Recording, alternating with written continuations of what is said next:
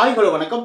இசுகி கார்வன் டைரக்ஷன்ல விமல் எம்.எஸ். பாஸ்கர்னு சொல்லிட்டு ஏகப்பட்ட பேர் நடிச்சு வெளியான படம் தான் பரமசிவன் பாத்திமா. இந்த படத்தோட ஸ்டோரி பத்தி பார்க்கறதுக்கு முன்னாடி நம்ம சேனலை சப்ஸ்கிரைப் பண்ணி வச்சுக்கோங்க. அப்பதான் நான் போடுற வீடியோ உங்களுக்கு வந்து கிடைக்கும். பரமசிவன் பாத்திமா இந்த படத்தோட ஸ்டோரி என்னன்னு பாத்தீங்கன்னா, கதைப்படி நம்ம ஹீரோவும் ஹீரோயினியும், அதாவது பரமசிவனும் பாத்திமாவும் இப்போ வந்து ஒரு கொலை பண்றாங்க. ரெண்டு கொலை பண்றாங்க ரெண்டு பேரும். இப்போ என்னதுன்னு பாத்தீங்கன்னா, அந்த கொலை ஏன் நடந்துச்சு, அந்த ஊர்ல என்ன பிரச்சனை அப்படின்னு தெரிஞ்சுக்கிறதுக்கு ஒரு பாதி படத்தை எடுத்துட்டாங்க. அதுக்கப்புறம் மீதி படம் என்னன்னு பாத்தீங்கன்னா, அந்த உண்மையிலே அவங்க கொல்ற ரெண்டு பேரும் மனுஷங்களே கிடையாது, அது ஒரு ஆவி அப்படின்னு சொல்லி தெரியுறாங்க. அந்த ஆவிகளுக்கு பின்னாடி இருக்கிற கதை என்ன அப்படின்னு தெரிஞ்சுக்கிறது தான் இந்த படத்தோட மொத்த ஸ்டோரி. இது வந்து ஒரு சர்ச்சையான ஒரு கதையா அவங்க எடுத்து வச்சுக்கிறாங்க. சர்ச்சையான கதைனா என்ன சொன்னீங்கன்னா, ஒரு தேனி மாவட்டத்தில் ஒரு கிராமம். அந்த கிராமத்தில் வந்து மூணு விதமான ஒரு கிராமம் இருக்குது. ஒன்னு பாத்தீங்கன்னா காதர்பேட்டை, காதர் சம்பந்தப்பட்ட முஸ்லீம் சம்பந்தப்பட்ட ஒரு இடம். இன்னொன்னு பாத்தீங்கன்னா யாக்கோபுரம், இன்னொன்னு பாத்தீங்கன்னா சுப்பிரமணியபுரம். இந்த இந்து முஸ்லீம் கிறிஸ்டின் இந்த மூணு கிராமம் இருக்குது.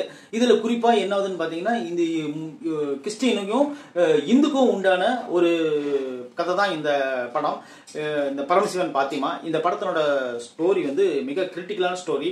இந்த ஸ்டோரி நல்லா ஃபுல்லா டீட்டெயிலா எடுத்திருந்தாங்கன்னா இந்த படம் வந்து வேற லெவல் இருந்திருக்கும். இவங்க வந்து ஆவி பூதுன்னு சொல்லிட்டு சாமி ஆடுறன்னு சொல்லிட்டு நிறைய படத்தை இவங்க வேஸ்ட் பண்ணிட்டாங்க. இன்னொரு விஷயம் என்னன்னா, இந்த படம் நல்லா சூப்பரா கருத்துள்ள படம்.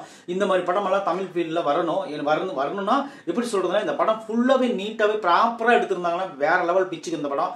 இந்த படம் வந்து ஒளிமுறை காய்முறை எல்லாம் சொல்லாம சில விஷயங்களை ஓப்பனா பேசியிருக்கிறாங்க. அது என்ன விஷயம் நான் சொல்றேன். எம்.எஸ். பாஸ்கர் வந்து அந்த யோகாபுரத்தினுடைய சர்ச்சு ஃபாதர். அவரு தான் அந்த ஊர்ல வந்து என்ன பண்றாருன்னு பாத்தீங்கன்னா, ஏழ்மையா இருக்கிற அந்த ஊர்ல இருக்கிறவங்கள, மற்றவங்கள கஷ்டப்பட்டு இருக்கிறவங்கள கூப்பிட்டு, வாங்க நான் வந்து உங்களுக்கு வேலை வாங்கி தரேன், நம்ம ஸ்கூல்லயே குழந்தைங்களை படிக்க வைங்க, அப்ப வேலை இல்லாதவங்களுக்கு வேலை கொடுக்குறேன், நான் எல்லாம் பண்றேன்னு சொல்லிட்டு மதம் மாத்துறாரு. அதுதான் அவரோட வேலை. இப்போ வந்து அதே ஊர்ல வசிக்கக்கூடிய சுப்பிரமணியபுரத்துல வசிக்கக்கூடிய நம்ம கதைப்படி ஹீரோ வந்து பரமசிவன் வந்து ஒரு வாத்தியாரு. இவர் என்ன பண்றாருன்னு பாத்தீங்கன்னா, அந்த மதம் மாத்துறதுக்கு ஆப்போசிட்ல இருப்பாரு. எங்களுக்குன்னு ஒரு சாமி இருக்கு, ஆதிக்குடி நாங்க ஏன் மதம் மாறணும், எங்களுக்கு மதம் மாறினா என்ன நீங்க கிடைக்க போகுது அப்படின்னு சொல்லிட்டு அவர் சொல்லுவாரு.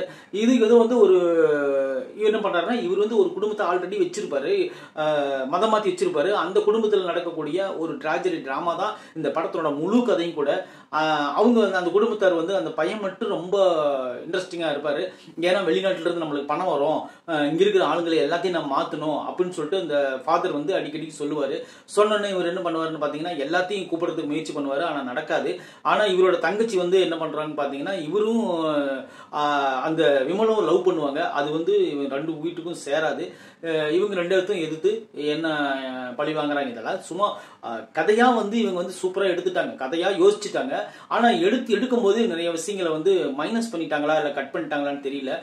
குறிப்பா அந்த ஆவியா வர்றது, பூதமா வர்றது, அந்த சாமி ஆடுறது, அந்த கிளைமேக்ஸ்ல சாமி பாட்டெல்லாம் வச்சு இந்த படத்தை வந்து அது முழுநீளம் இந்து படமா மாத்தி வச்சுட்டாங்க. அவ்வளவுதான், வேற ஒன்றும் கிடையாது. இந்த படத்தை வந்து ப்ராப்பரா எடுத்திருந்தாங்கன்னா இந்த படம் வெளியே வந்திருக்காதுன்னு நான் நினைக்கிறேன். அந்த அளவுக்கு ஒரு கிரிட்டிக்கலான கதை இது.